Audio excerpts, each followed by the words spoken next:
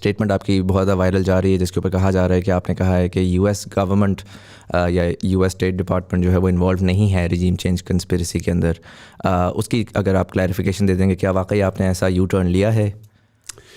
دیکھیں وہ بڑا واضح میں نے وہ وائس آف امریکہ کو جو انٹرویو دیا ہے, میں نے اسے کہا کہ دا سائفر از ریئل. جو سائفر ہے وہ ہماری نیشنل سیکورٹی کونسل میں رکھا گیا, ہماری کیبنٹ کے اندر اس کے منٹس ہیں, پارلیمنٹ میں پیش کیا گیا. سائفر کیا تھا؟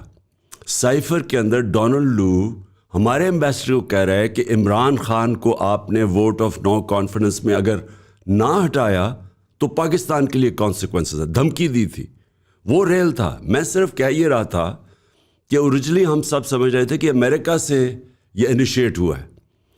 بعد میں ہمیں پتہ چلا, جب حسین حقانی کا ہمیں پتہ چلا کہ اس کو جنرل باجوہ نے ہائر کیا تھا ہمارے فورن آفس کے نیچے میرے خلاف کیمپین کرنے کے لیے امریکہ میں.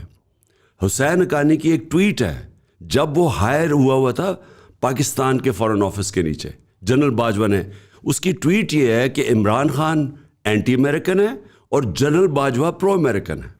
سو یہ لابی کی گئی اور ادھر سے پھر انیشیٹ ہوا. جب انیشیٹ یہاں سے ہوا اور پھر ادھر سے ڈونلڈ لو نے یہ دھمکی دی, تو وہ تو ریل ہے, وہ تو سائفر ایگزسٹ کرتا ہے.